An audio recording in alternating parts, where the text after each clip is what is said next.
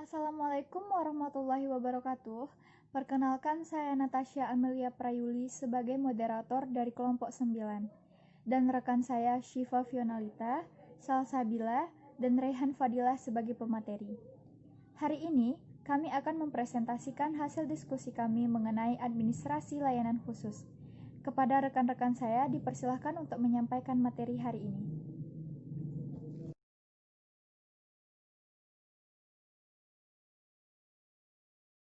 Baiklah, saya akan menjelaskan tentang pengertian administrasi layanan khusus. Di mana seperti yang kita ketahui, administrasi merupakan manajemen untuk mencapai suatu tujuan, yaitu suatu usaha untuk melayani dan mengatur suatu kegiatan untuk mencapai tujuan yang kita inginkan. Oleh karena itu, administrasi layanan khusus merupakan suatu administrasi atau layanan di dunia pendidikan yang memberikan layanan secara khusus atau secara tidak langsung mengatur suatu kegiatan yang menunjang proses pembelajaran di sekolah. Administrasi layanan khusus di sekolah ditetapkan untuk memperlancar proses pembelajaran di sekolah sehingga dapat mencapai tujuan pendidikan, di mana tujuan pendidikan tersebut merupakan untuk mengkondisikan peserta didik secara baik dari sisi rohani maupun dari sisi jasmani. Oleh karena itu, dapat kita simpulkan bahwa administrasi layanan khusus merupakan proses kegiatan pemberian layanan secara khusus kepada peserta didik di sekolah sehingga dapat menunjang proses pembelajaran dan dapat mencapai tujuan pendidikan secara efektif dan efisien. Sekian dari saya. Wassalamualaikum warahmatullahi wabarakatuh.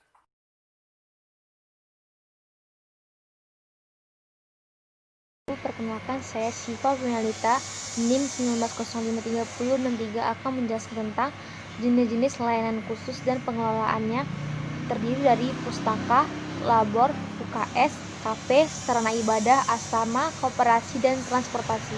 Pertama, saya akan menjelaskan tentang pengertian dari layanan khusus sekolah. Layanan khusus sekolah merupakan salah satu substansi dalam manajemen pendidikan yang diberikan khusus kepada peserta didik agar mereka lebih optimal dalam melaksanakan pembelajaran. Menurut seorang ahli, adanya layanan khusus di sekolah ditujukan untuk memenuhi kebutuhan peserta didik dalam mendukung keberhasilan proses pembelajaran di suatu sekolah. Berikut ini adalah jenis-jenis layanan khusus dan pengelolaannya yang ada di sekolah. Yang pertama yaitu layanan perpustakaan. Perpustakaan sekolah merupakan salah satu unit sekolah yang memberikan layanan kepada peserta didik di sekolah sebagai sentra utama dengan maksud membantu dan menunjang proses belajar mengajar di sekolah, melayani informasi yang dibutuhkan serta memberikan layanan rekreatif melalui buku-buku yang ada di sekolah. Adapun tujuan dari perpustakaan sekolah diantaranya yaitu 1. Mengembangkan minat, kemampuan, dan kebiasaan membaca pada para peserta didik. Yang kedua, mendidik peserta didik agar mampu memelihara dan memanfaatkan bahan pustaka. Yang ketiga, sebagai pusat belajar mengajar. Yang keempat, pusat ilmu pengetahuan. Yang kelima, pusat penelitian. Yang kedua yaitu layanan kantin atau kafetaria. Layanan kantin adalah layanan makanan dan minuman yang dibutuhkan oleh peserta didik di sela-sela mengikuti kegiatan belajar mengajar di sekolah, sesuai dengan daya jangkau peserta didik atau sesuai uang sakunya, dan memenuhi syarat kebersihan dan cukup kandungan gizi untuk para peserta didik. Tujuan dari layanan kantin adalah 1. Agar peserta didik mudah dalam mendapatkan makanan dan minuman yang terjamin kebersihannya. Yang kedua, agar peserta didik dapat bersama-sama dengan teman sebayanya.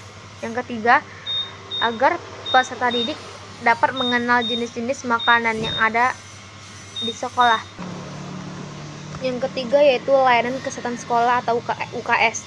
Layanan kesehatan yang biasanya disebut dengan UKS adalah usaha kesehatan sekolah yang dijalankan oleh pihak sekolah. Sasaran utama UKS adalah untuk meningkatkan atau membina kesehatan murid dan lingkungan sekolah. Adapun program dari UKS diantaranya yaitu 1. Mencapai lingkungan hidup yang sehat. Yang kedua, pendidikan kesehatan. Yang ketiga, pemeliharaan kesehatan di lingkungan pendidikan. Yang keempat yaitu layanan transportasi sekolah. Sarana transportasi bagi peserta didik merupakan sarana penunjang untuk kelancaran proses belajar mengajar. Peserta didik akan merasa aman dan dapat masuk atau pulang sekolah dengan tepat waktu. Transportasi diperlukan terutama bagi peserta didik tingkat prasekolah maupun sekolah dasar. Penyelenggara transportasi sebaiknya dilaksanakan oleh sekolah maupun pihak swasta yang bersangkutan. Baiklah, selanjutnya saya akan menjelaskan tentang layanan asrama. Layanan asrama sekolah sangat bermanfaat bagi peserta didik. Di antaranya, yang pertama, tugas sekolah dapat dikerjakan dengan cepat dan sebaik-baiknya, terutama jika berbentuk tugas kelompok. Yang kedua, sikap dan tingkah laku peserta didik dapat diawasi oleh petugas asrama dan para pendidik. Yang ketiga, jika di antara peserta didik mengalami kesulitan, misalnya kiriman orang tua terlambat, dapat saling membantu. Yang keempat, dapat meringankan kecemasan orang tua terhadap putra-putrinya. Dan yang kelima merupakan salah satu cara untuk mengendalikan tingkah laku remaja yang kurang baik. Selanjutnya yaitu layanan koperasi. Layanan koperasi sekolah merupakan koperasi yang dikembangkan di sekolah, baik di sekolah dasar, sekolah menengah maupun sekolah tingkat atas. Sedangkan koperasi peserta didik adalah koperasi yang ada di sekolah yang pengelolaannya dilakukan seluruhnya oleh peserta didik. Adapun tujuan secara umum dari koperasi peserta didik adalah membentuk sifat kegotong royongan dan saling membantu di antara sesama peserta didik, khususnya yang berada di sekolah. Fungsi dari koperasi sekolah diantaranya yaitu sebagai wahana pendidikan koperasi, sebagai pembentukan kader-kader koperasi, sebagai wahana pelayanan kepada peserta didik yang membutuhkan dan mempunyai kebutuhan mendesak. Selanjutnya, layanan laboratorium. Laboratorium sekolah adalah sarana penunjang proses belajar mengajar, baik tertutup maupun terbuka, yang dipergunakan untuk melaksanakan praktikum, penyelidikan, percobaan, pengembangan, dan bahan pembakuan. Setiap sekolah harus mempunyai layanan laboratorium guna menunjang kelancaran di dalam proses belajar mengajar.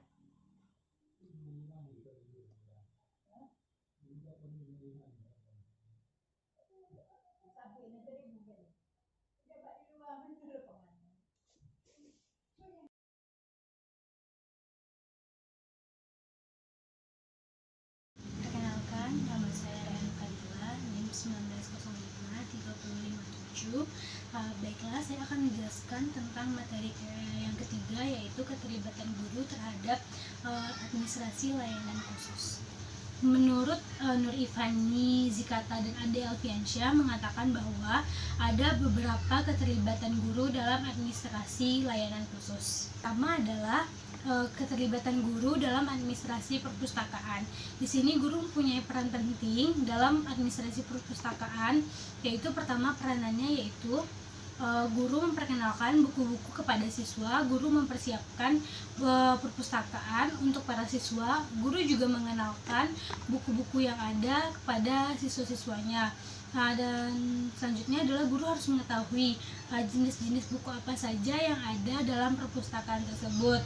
Dan guru terakhir adalah guru harus mengusahakan buku-buku yang dibutuhkan oleh siswa berada di perpustakaan. Kedua, ada peranan guru dalam administrasi laboratorium, di mana ada beberapa mata pelajaran seperti fisika, kimia, dan biologi membutuhkan laboratorium. Dan di sini peran guru adalah sebagai perantara administrasi.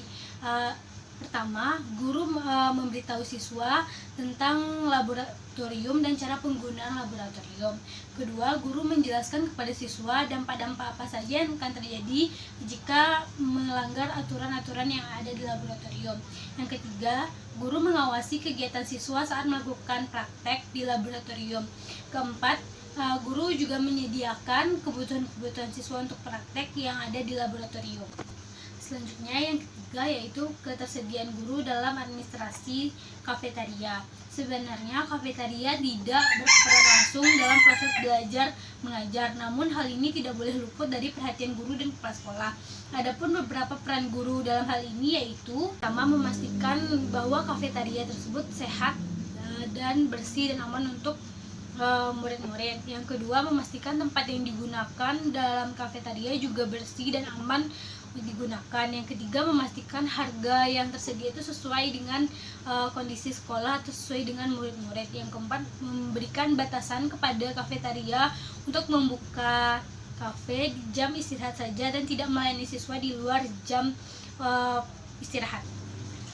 Selanjutnya, peran guru dalam UKS. Peran guru dalam UKS yaitu pertama, guru memberikan pembelajaran kepada siswa tentang kesehatan.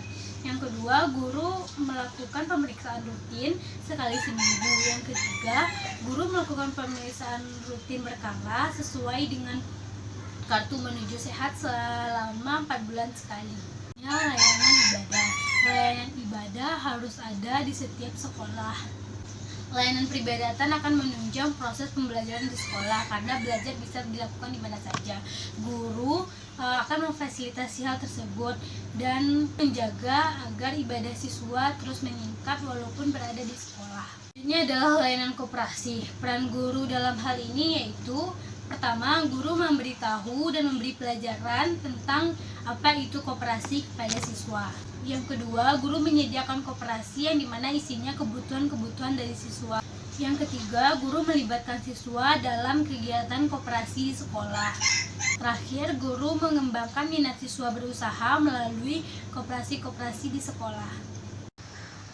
Peran guru dalam administrasi layanan khusus yang terakhir yaitu asrama, di mana guru terlibat dalam proses pengaturan asrama dan menjalankan program-program tersebut.